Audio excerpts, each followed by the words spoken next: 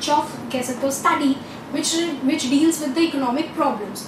अब इस ब्रांच को, इकोनॉमिक्स की ब्रांच को we have divided to 2 parts so that हम उसको ईजी वे में और बेटर वे में अंडरस्टैंड कर सकें। And that those 2 parts are, one is micro economics and other is macro economics. अब +1 के सिलेबस पे we are doing micro economics and in +2 syllabus we will be discussing macro economics. Micro और macro की बात करते time ना बस इन words पे ध्यान देना। This is I and this is a. I defines individual and A defines aggregate plus total summation की बात करते हैं। इस पे सारे पॉइंट्स इन 2 बेसिस पे डिफाइंड है। Once you understand the thing individual and once you understand the concept of aggregation, you will be able to understand microeconomics as well as the macroeconomics. Micro is in +1 and macro is in +2. If I am saying what is your demand, I am asking only about you कि आपको कितने goods की demand है, that is an individual. If I am saying एक particular product की या पूरे हम बात करें इकोनॉमी में टोटल कितनी डिमांड है, तो we are talking about aggregates. जब आप as an individual बात करते हैं तो we are discussing as microeconomics as individual. When we are discussing society as a whole, full society को एक ग्रुप मान के चलते हैं तो हम बात किसकी करते हैं, मैक्रो इकोनॉमिक्स।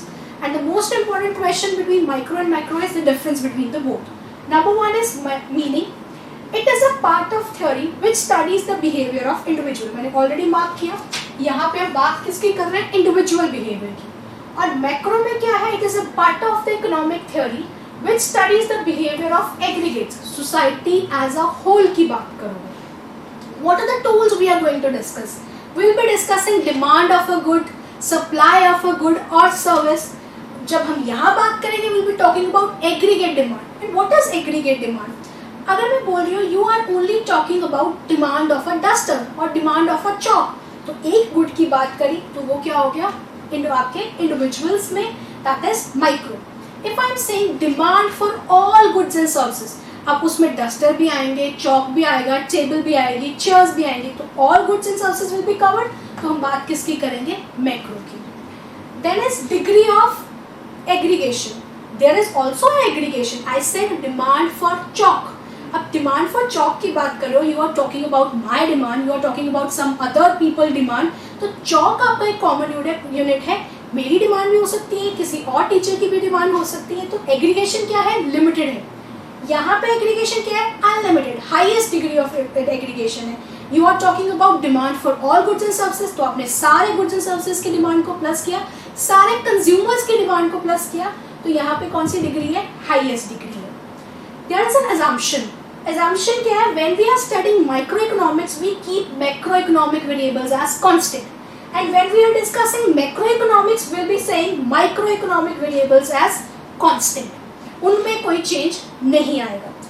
अब आप इकोनॉमिक्स को, माइक्रो इकोनॉमिक्स को स्टडी क्यों कर रहे हो, हमें निकालना क्या है, प्राइस थ्योरी की बात करनी, price of goods and services calculate करने हैं। तो अब ये दोनों पॉइंट्स कंबाइंड है। हम objective is calculate price, determine price of a good and services, क्योंकि डिमांड और सप्लाई के बेसिस पे ही प्राइस डिपेंडेंट है। अगर किसी चीज़ की डिमांड कम हो जाती है तो आपको उसके प्राइसेस ऑटोमेटिकली क्या हो जाते हैं, कम हो जाते हैं। And the same way demand and supply are the 2 factors, main factors. There are other factors also जो प्राइस को अफेक्ट करते हैं, बट जो मेन फैक्टर्स क्या है, डिमांड एंड सप्लाई। जो इसके लिए क्या है, टूल्स।